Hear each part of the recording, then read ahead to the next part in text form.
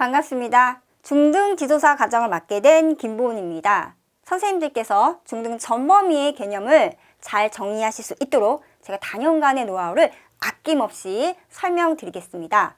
또한 선생님들께서 완강하실 수 있도록 항상 응원하며 개념 강의 시작해 보도록 하겠습니다. 첫 번째는 기본 도형인데요. 학습 목표부터 살펴보겠습니다. 도형에 있어서는요, 기본 요소, 점, 선, 면 이것을 이해하는 것이 중요한데 더불어 각의 의미까지 같이 한번 우리가 구별할 수 있어야 된다는 목표를 잡고 갈 것이고요. 자, 그리고 나서 직선, 반직선, 선분의 차이를 표현하는 것이 너무나 중요합니다. 기호로도 구분 지을 수 있어야 되고요.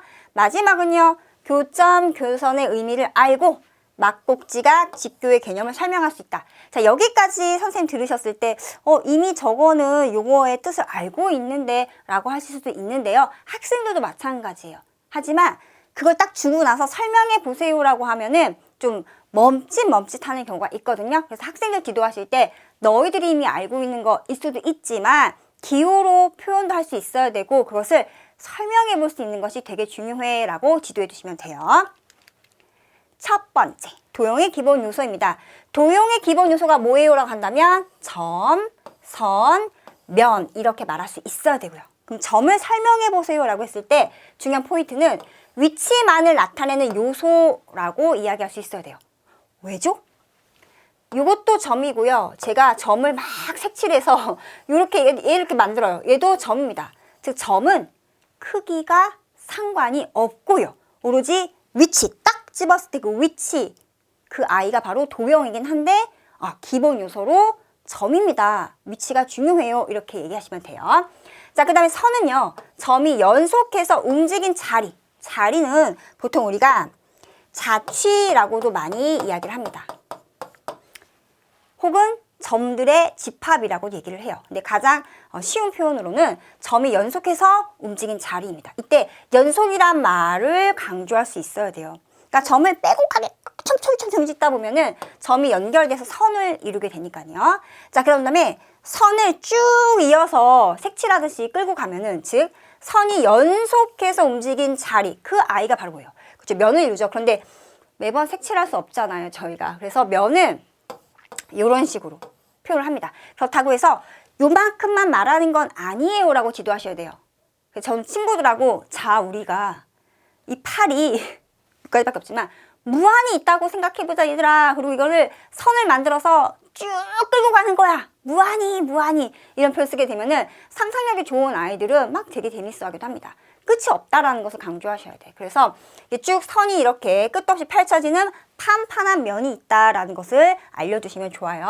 근데 그 종류에 따라서 선도 그렇고 면도 그렇고 구분할 수 있어야 되는데요. 선은 직선, 양끝으로 뻗어가는 거죠. 곡선, 구불구불. 그 다음에 반직선은 이따도 얘기하겠지만 시작점이 중요해요. 그래서 시작점에서 어떤 방향으로 이렇게 뻗어가는 직선. 선분은 양 끝에 점이 있고 이렇게 연결하는 거. 양 끝에 점이 있다. 이것이 선분이다 해서 구분이 되어지는 거고요. 자, 평면은 판판한 면. 판판하게 펼쳐지는 면이 평면이고요. 곡면은 원기둥에서 옆면을 생각해봐요 라고 하시면 돼요, 아이들한테. 그래서 이렇게 구불구불하게 곡면을 그리기도 합니다. 자, 이제 기본 요소 알아봤고요. 교점과 교선, 이 교가 한자어로 어떤 것인지는 말씀해 주시는 게 더 좋고요. 더 좋은 것은 학생들하고 찾아볼 수 있는 기회가 있으면 찾아보는 것도 굉장히 좋습니다. 전 어떻게 하냐면 친구 2명에게 나오게 해요. 그리고 너네 손을 맞잡아봐 하면 이렇게 맞잡거든요. 크로스 이렇게 하면서 막 꼬여가지고 난리기도 아니에요. 그래서 아니면 혼자서라도 이렇게 양팔을 벌려서 이렇게 교차하게 하면은 그래서 야들아 이 교가 무슨 교일까 하면은 자기 언어로 막 이렇게 뱉어내거든요. 그래서 교가 한자어로는 만날 교자의 뜻을 갖고 있긴 하지만 자기 언어로 이렇게 아웃풋하게 시키는 것은 적극 추천드립니다. 그래서 교점은 선과 선, 선도는 직선이 있지만 곡선도 있죠. 선과 선 또는 선과 면이 만나요. 만난다는 단어가 중요한 거죠. 생긴 점이 바로 교점입니다. 직선과 곡선이 만날 수도 있고요. 직선과 직선이 만나서 생기는 점일 수도 있고요. 면을 직선이 뚫고 지나가요. 그러니까 직선과 면이 만나서 생기는 점이 생기겠죠. 교점이고요. 자, 그 다음에 이제 교선은요. 면과 면이 만나 생깁니다. 자, 지금 보시는 그림처럼 이 면과 면이 만나면 만나는 점을 쭉 연결하면 점이 연속적으로 움직여서 생긴 자리. 그게 바로 뭐예요? 교선, 선인 거죠. 그래서 아, 얘가 교선이다. 또 이렇게 곡면 있죠. 곡면. 구부러진 면하고 이런 판판한 면이 만나서도 만났을 때 그 점들이 연속적으로 이렇게 이어지니까 그래서 선이 만들어지는 거예요. 교선은 직선인 선도 있고 곡선인 선도 있다라는 것을 지도해 주시면 좋습니다. 자, 이제 여기서부터 솔직히 말하면은 본격적인 게임이 될 수 있어요. 왜냐면 이게 경우의 수 구하는 문제로도 요 단원에서 요 파트에서 출제가 되는데 자, 그것이 무엇이냐? 이제부터 한번 얘기를 한번 해보겠습니다. 자, 직선이 무엇이냐라고 한다면 점 두 개가 있을 때 두 점을 지나는 양쪽 방향으로 뻗어가는 선. 그게 바로 직선이에요. 그러니까 직선은 양방향으로 끝도 없이 곧게 뻗은 선이 바로 직선이다 라고 이야기해 주시면 돼요. 그래서 특별히 우리가 기호 쓸 때는 점을 좀 많이 이용하거든요. 만약에 A점이 이렇게 있고 B점이 있어요. 직선 AB라는 얘기는 뭐예요? A점과 B점을 지나가는 고등선인데 양방향으로 끝도 없이 이게 바로 직선인 거죠. 특별히 기호로는 점 두 개를 찍고요. 여기다가 양쪽에 화살표를 합니다. 그래서 직선 AB는 기호로는 이렇게 써요라고 합니다. 그런데 여기서 질문이요. 만약에 제가 BA 이렇게 쓰고 이렇게 썼습니다. 다른 걸까요? 아니죠. 이 직선인 것은 분명하죠. 왜 그럴까요? B점과 A점을 지나가는 양방향의 고등선이 직선인 거니까 이 직선과 이 직선은 동일한 직선입니다. 그래서 얘는 같은 거예요 라고 이렇게 표현을 합니다. 이거 좀 참고로 알아두시기 바라고요. 그래서 여기는 살짝 지울게요. 그래서 얘는 같은 직선입니다 라는 것을 알아두시고요. 같은 거. 그러면 만약에 있잖아요. 문제가 이렇게 나올 수 있어요. 요렇게 직선은 보통 우리가 LMN, 직선 L, 직선 M, 직선 N 이런 식으로 많이 쓰거든요. 그 중에 하나라고 할게요. L이 있는데 여기 직선에 점 A가 있고 점 B가 있고 점 C가 있습니다. 자, 이때 제가요 만약에 A랑 B를 지나는 직선이라고 했어요. L이죠. 만약에 A랑 C를 지난 직선이라고 했습니다. L이죠. 제가 B랑 C를 지난 직선이라고 했습니다. L이죠. 이게 뭘 뜻하는 것 같아요? 한 번만 지금 말씀 한번 해보세요. 지금 생각 한번 해보세요. 하셨나요? 네. 같은 직선 위에 있는 점들 중에서 그 중에서 두 개를 뽑아 기호로 표현한 직선은 다 동일한 직선 그 한 개를 말한다. 이렇게 문제가 나올 때가 있거든요. 그래서 개수 구하는 거, 직선의 개수를 구하세요. 이렇게 할 수 있습니다. 그러면은 이 중에서 어떤 두 개의 점을 선택해서 만들 수 있는 직선은 한 가지가 되는 거죠. 이렇게 경우수 구할 때 문제가 나오거든요. 그래서 이렇게 한번 먼저 미리 맛보기로 지도해 주시면 좋고요. 자, 그럼 이번에는 반직선. 자, 반직선은 한 점을 기준으로 어느 방향으로 가가 굉장히 중요합니다. 그래서 만약에 반직선 AB요 하면은 A점을 출발해서 B 방향으로 가는 직선이에요 라고 이야기를 하고요. 이때 중요한 것은 여기가 A점이고 B점이 있는데 시작점이 중요한 겁니다. 우리는 줄여서 시점이라고 하는데요. 시작하는 점에서 어떤 점을 지나가도록 끝도 없이 펼쳐가는 거예요. 그래서 한 점을 기준으로 또 다른 점이 있겠죠. 그 점을 지나가야지만 선이 생기니까요. 한 점을 기준으로 나머지 점으로 끝도 없이 곱게 선을 그으면 되는데 이제 중요한 거는 시작점이 A고 여기 오른쪽에 적혀있는 이 점이 방향을 말한다라고 보시면 돼요. 그렇다면 제가 만약에요.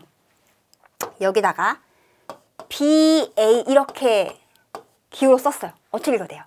시작이 B고요. 시작점이 B고요. A 방향으로 끝도 없이 뻗어가는 직선인 거죠. 그러면은 B점을 기준으로 A 방향으로 끝도 없이 뻗어가야 됩니다. 두 개는 다른 반직선인 거죠. 그래서 반직선은 시작점과 방향을 동시에 생각해야 된다. 시작점과 방향이 중요해요라고 꼭 메모를 하도록 지도하세요. 는 다른 반직선입니다. 아시겠죠? 그럼 만약에 이제 여기에서 3개 점이 있는데 이 3개 점을 이용해서 만들 수 있는 반직선 모두 몇 개인가? 라고 하면 얘는 단순하지가 않아요. 시작점이 A냐, B냐, C냐, 방향이 오른쪽이냐? 시작점이 C냐, B냐, A냐, 방향이 왼쪽이냐? 그러니까 방향이 크게 오른쪽 아니면 왼쪽이잖아요. 그런 다음에 시작점을 다르게 하면 다른 반직선이 된다라고 하면 경우가 몇 개 나오는지 알 수 있겠죠? 그 정도까지 개념만 보시면 돼요. 자, 선분은요. 선분은 양 끝에 있는 점만 보시면 돼요. 즉, 이 점을 A점, 이 점이 B점이라고 한다면 선분 AB는 AB 이렇게 있고 위에다 바 하나만 그으시면 돼요. 그럼 제가 만약에 BA 해도 그게 바했습니다. 다른 건가요? 아니죠. 두 개는 같은 선분입니다. 여기까지 괜찮으세요? 네, 그래서 선분과 직선의 공통점이 보였네요. 뭘까요?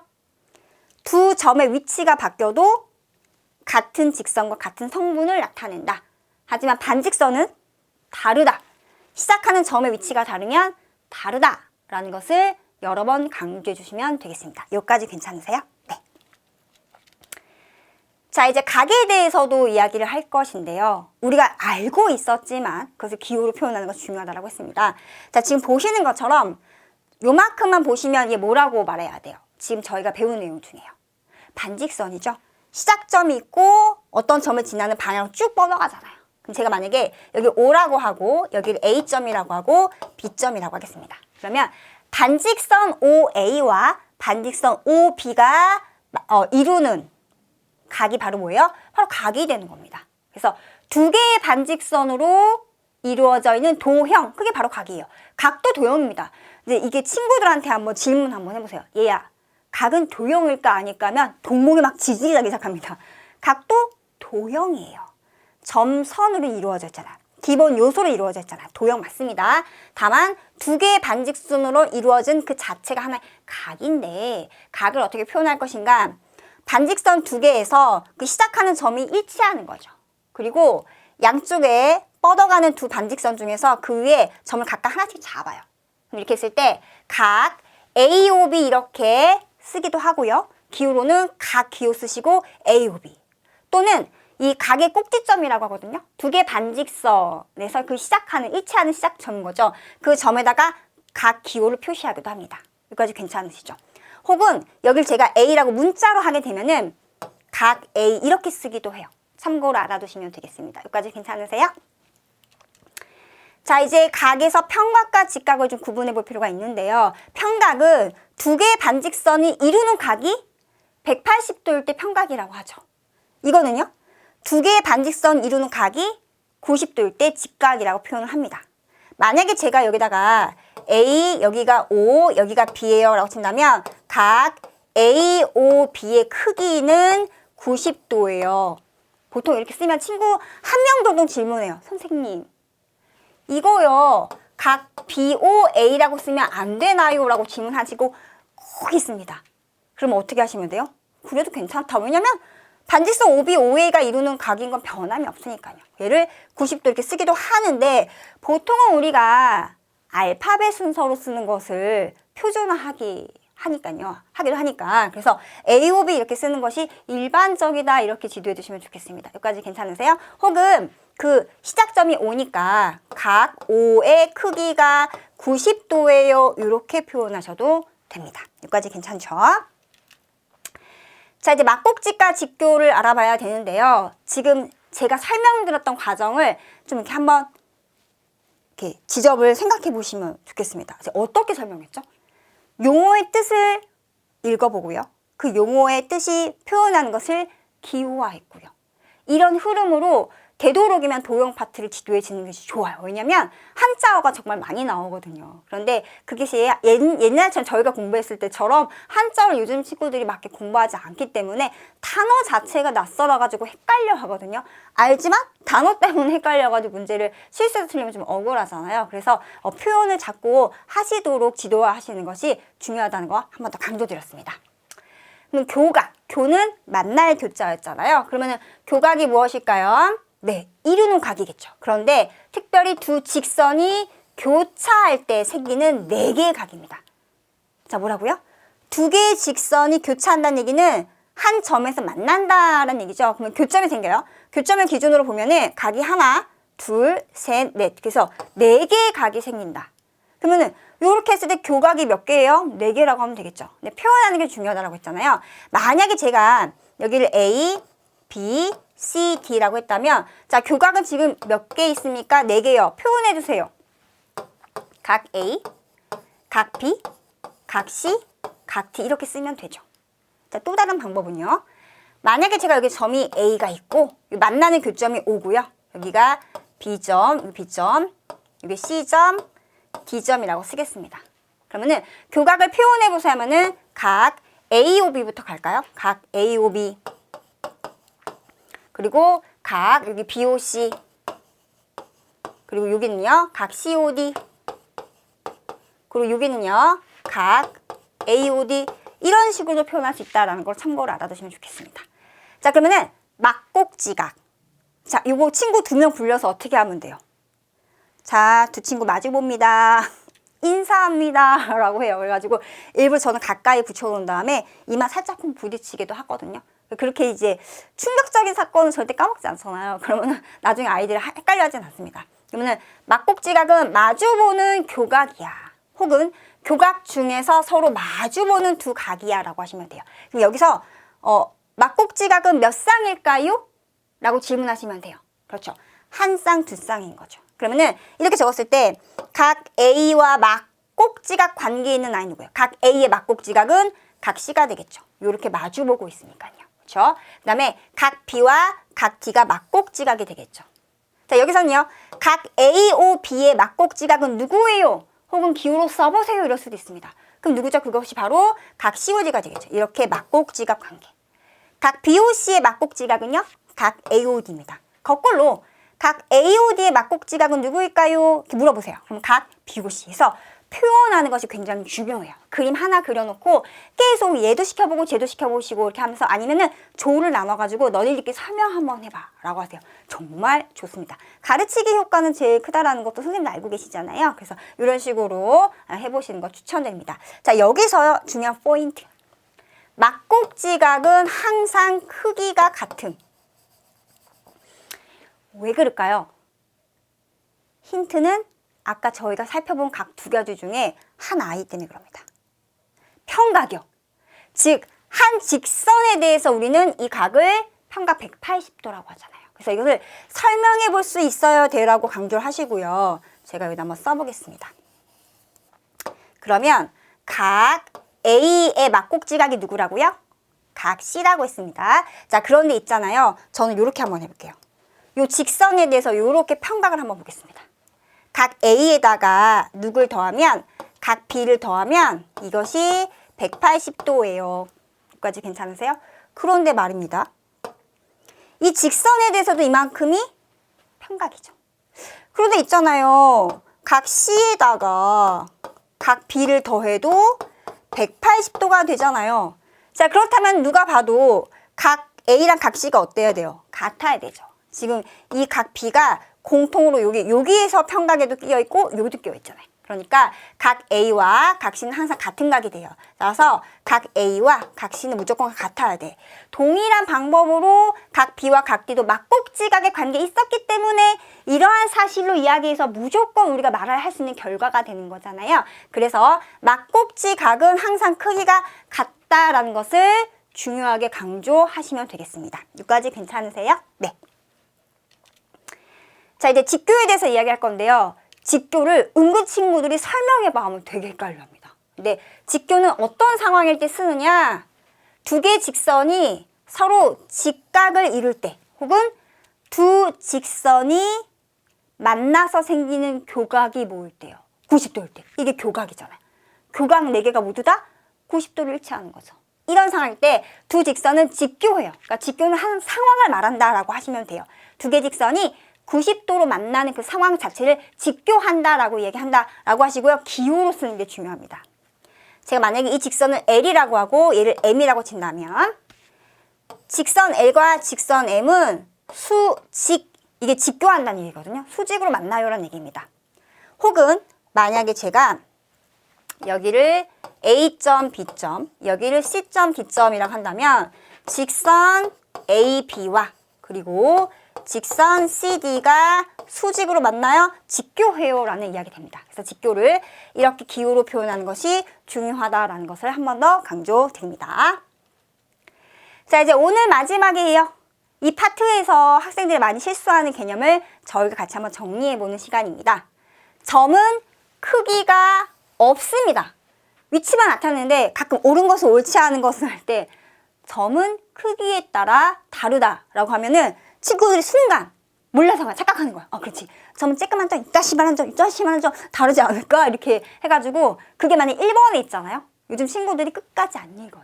그러니까 아닌 것 같아 하는 거 찍고 넘어가는 경우 있거든요. 그래서 그런 거 좀 주의시키시면 되고요. 점은 크기가 없이 단지 위치만 나타내는 도형의 기본 요소입니다. 라고 하시고요. 직선은 양쪽으로 음소가 아닙니다. 너무 중요해서. 무한히 뻗는다. 이거요. 근데 선분과 다르다라는 것을 좀 강조해 주시고요. 반직선은 시작점과 그리고 방향을 모두 다 고려해야 되기 때문에 직선과 구분해야 된다라는 사실인 거죠. 그래서 반직선은 시작점이 있기 때문에 조심해야 된다라고 지도하시고요.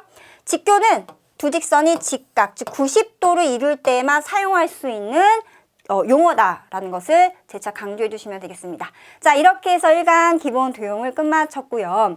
첫 번째 파트 내용들 대부분 용어에 대한 뜻 그리고 그것을 기호로 표현하는 것을 설명하는 시간이 됩니다. 그래서 학생들이 자칫 지루해할 수 있기 때문에 그것을 재밌게 바꿀 수 있는 팁을 좀 알려드리면은 아까 제가 오늘 강의 시간에 몇 개 보여드린 것처럼 친구들이 행동으로 할 수 있고 자기 언어로 말할 수 있도록 그 상황을 만들어 주시는 것이 가장 효과적이다라는 것을 팁으로 알려드렸습니다. 다음 강의 시간에 만나 뵙도록 하겠습니다. 오늘 수고 많으셨습니다.